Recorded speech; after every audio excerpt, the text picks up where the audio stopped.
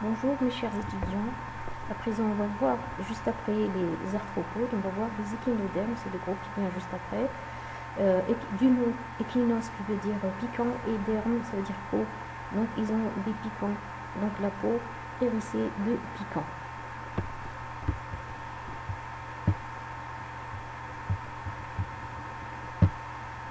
Alors l'embranchement des échinodermes, c'est l'embranchement où il y a les étoiles de mer, il y a les oursins, il y a les euphorides, il y a les concombres de mer également.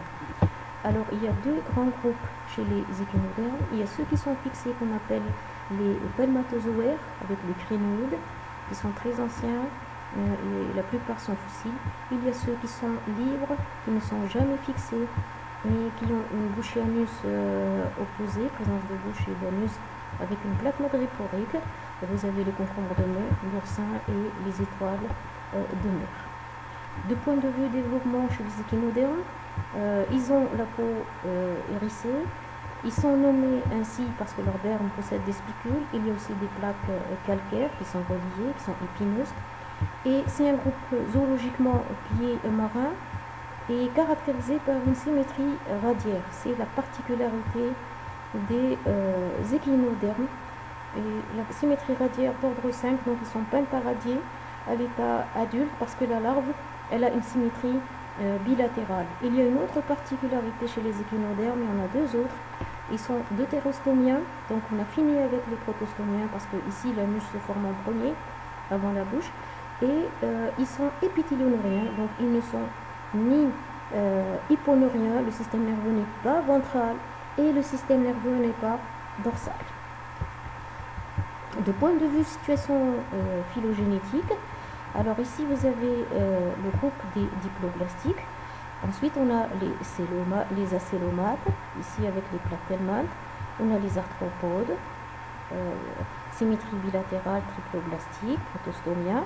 Et de l'autre côté nous avons les deutérostomiens, dont les échinodermes, les tuniciers, les vertébrés qu'on verra plus tard. Alors les échinodermes ont comme caractéristique générale une peau hérissée, c'est un groupe très ancien, exclusivement marin. La symétrie elle est pentaradiée, mais la larve elle a une symétrie bilatérale, donc ils subissent une métamorphose. Il n'y a pas de tête, ils ont un endosquelette qui est calcaire formé de plaques ou de spicules. Le système nerveux est superficiel et il est diffus.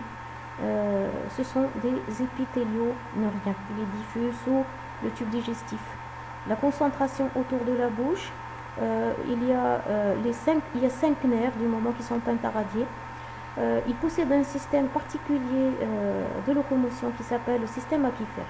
Alors pas d'organe respiratoire spécifique, sauf chez les holothuries où on a des poumons. Pas de système excréteur spécifique. Il y a des pieds qu'on appelle des podia ou bien des podies. Et par rapport à leur taille, il y a une très faible dépense énergétique. Alors le système aquifère, comme vous le voyez ici, l'alimentation se fait par la plaque madréporique, que voilà, ici voilà la plaque madréporique, et le canal aquifère, et il distribue dans les 5 canaux, ici, les 5 canaux radiaires, parce qu'il y a des zones ambulacraires, ces zones, on les appelle des zones ambulacraires, et on a entre ces zones ambulacraires, les zones interambulacraires. Alors l'eau est distribuée vers les 5 canaux radiaires et les ampoules vont desservir ici, regardez, les ambulacres. Donc voilà, les ampoules terminées par des ventouses ou des podies. Alors les valvules retiennent le liquide. Il y a des muscles longitudinaux qui se rétractent. Alors à quoi il sert le système aquifère? À la locomotion, à la respiration et à la circulation. Les échinodermes, ils ont la forme d'une botte de châtaigne, donc on répète. Le squelette se trouve sous le tégument. Ils ont un système hydraulique qui actionne de petits pieds à ventouses. Donc c'est une répétition de ce qu'on vient de voir. Alors ici vous avez les zones ambulacraires et entre les deux on a des zones interambulacraires. Il se trouve, alors là vous avez des pieds qui se terminent par des ventouses qu'on appelle podia. La plaque madréporique ou madréporite, il y en a une seule. C'est la seule qui permet la circulation de l'eau et c'est de là où entre l'eau qui passe dans le canal hydrophore et qui sera distribuée dans les 5 canaux radiaires. Alors les échinodermes actuels se divisent en 5 classes, les échinides, les oursins qu'on appelle, les oursins qu'on appelle châtaignes de mer. Il y a les étoiles de mer, les astérides. Il y a les holoturides qui sont les concombres de mer. Et il y a aussi les ophiurides que voici. Ils ont 5 bras, très fragiles d'ailleurs. Et il y a les crinoïdes qui sont fixés. Ce sont les palmatozoaires. C'est un groupe très ancien, considéré comme primitif, comparé aux autres. La classification sur laquelle reposent les échinodermes, c'est que les deux sous-embranchements qu'il y a, ce sont les éleutérozoaires qui sont libres, jamais fixés. La bouche est à nœud opposé et il existe toujours une plaque madréporique. Alors parmi les 5 classes, dont 3 sont fossiles, il y a les échinides, les astérides, les holoturides et les ophiurides. Alors ceux-là sont libres, jamais fixés, bouche et anus opposés, il existe une plaque madréporique. Par contre, les crinoïdes ne font pas partie des éleutérozoaires, ce sont des palmatozoaires. Les échinodermes existent depuis l'ère primaire, regardez la forme, ça c'est un échinoderme fossile, là aussi, il a une forme de cœur. Ils sont bien représentés dans les roches sédimentaires à l'état de fossiles. Le test d'un oursin ici du Crétacé. Et vous pouvez voir la symétrie pentaradiée d'ordre 5. Donc on a 5 zones ambulacraires. Et là, vous avez les zones interambulacraires entre les deux. Le vide que vous voyez là. La forme d'une fleur. Alors ça, c'est l'oursin actuel. Les échinides, ce sont les oursins actuels. Le test interne, il est en plaque soudée. Il y a des zones ambulacraires et des zones interambulacraires. Les épines mobiles supportées par des tubercules qui vont servir à la locomotion et à la défense. Voici les épines, que vous voyez ici. Ensuite, on a les pédicellaires. Alors, les pédicellaires, ils se trouvent à ce niveau-là. Voici les pédicellaires qui vont servir au nettoyage, à la défense aussi, qui ont 3 amorces. Les 3 amorces, ça veut dire 2, 3 amorces, 4 amorces. Ce sont de petits bras pour le nettoyage. Donc, il y a les épines, il y a les pédicellaires pour la défense. Et aussi, il y a une certaine photosensibilité. Ils sont recouverts de débris végétaux, de coquilles, et il y a une certaine orientation des piquants. Alors, les échinides sont réguliers. Ils ont un corps qui est bien développé, avec 5 zones ambulacraires et 5 zones interambulacraires. Ici, vous avez Paracentrotus, c'est un exemple, vu par la face orale. À gauche, ça c'est la face orale et ça c'est la face aborale. Donc il y a 2 faces, une face orale, une face aborale qui sont opposées. Et au niveau de la face orale, aborale, vous pouvez voir la plaque madréporique qui est impaire. Voilà, la plaque madréporique qui se trouve dans une zone interambulacraire.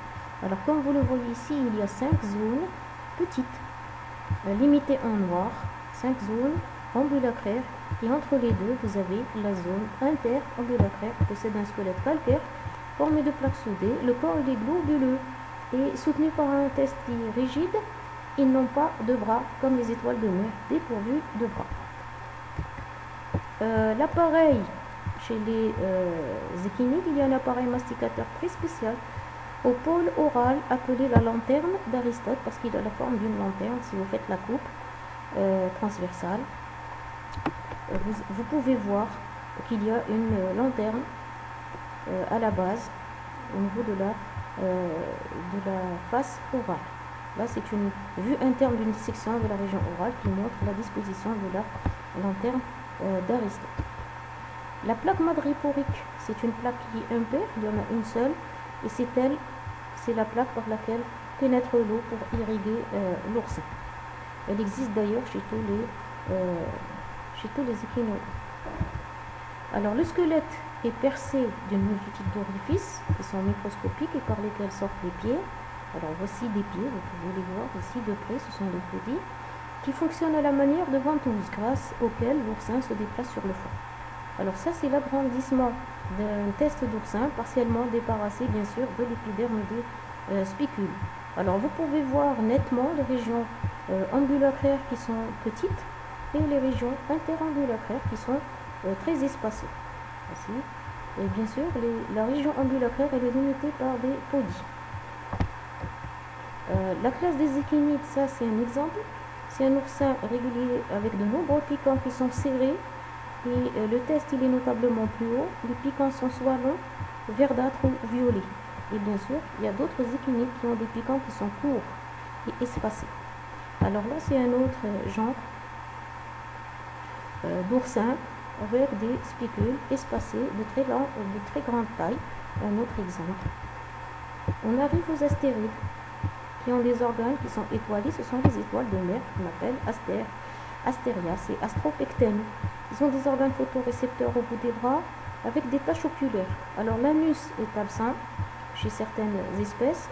Là aussi, bouche et anus opposés. Les gonades et les structures digestives sont réparties dans chaque bras et il y a présence de pédicellaires pour la défense.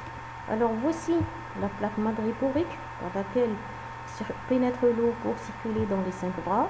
Il y a aussi des podies et le canal circulaire. On arrive, alors ici vous avez 2 exemples d'astérides.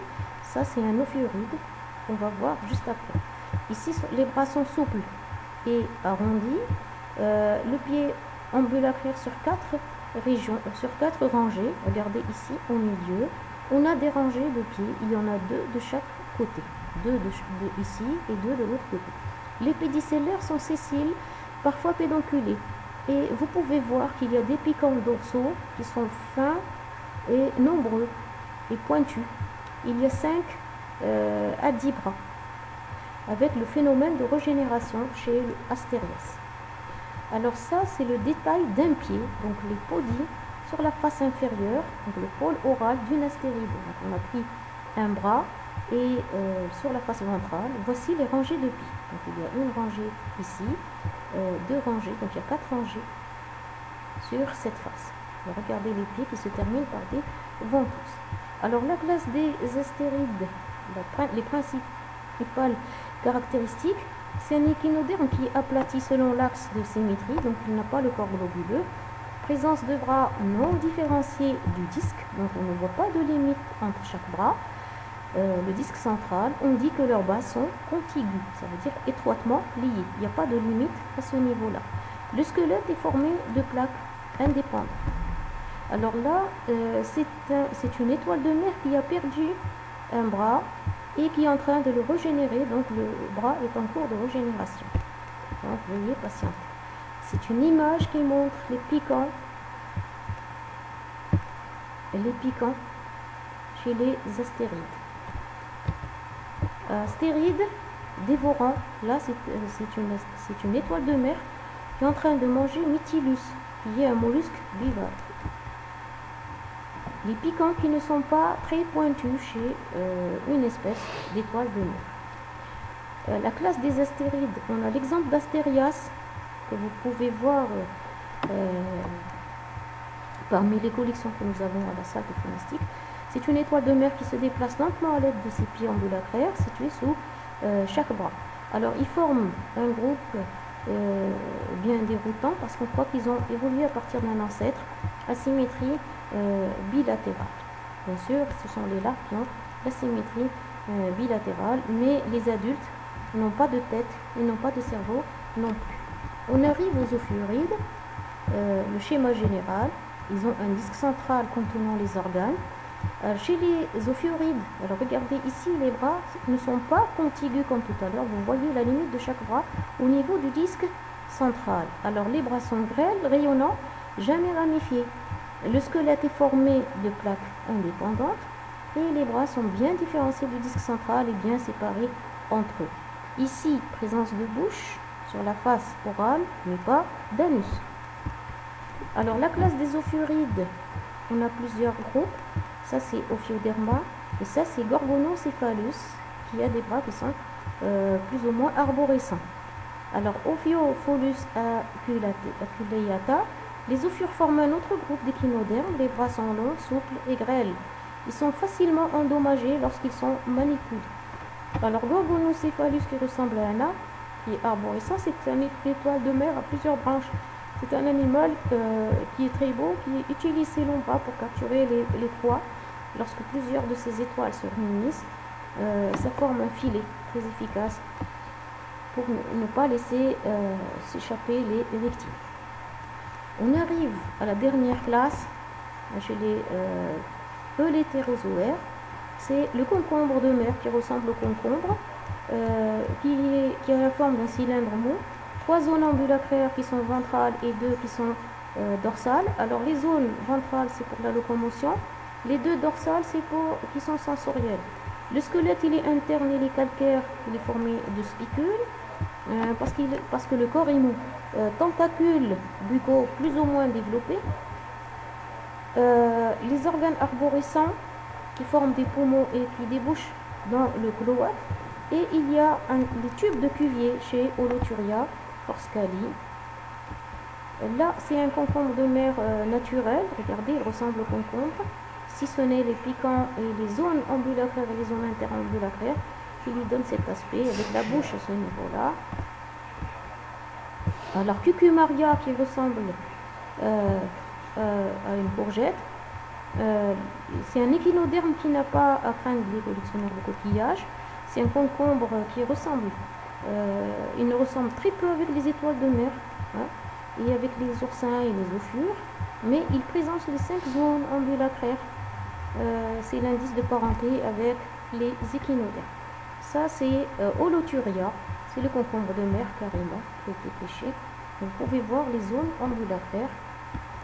Là c'est toujours un concombre de mer.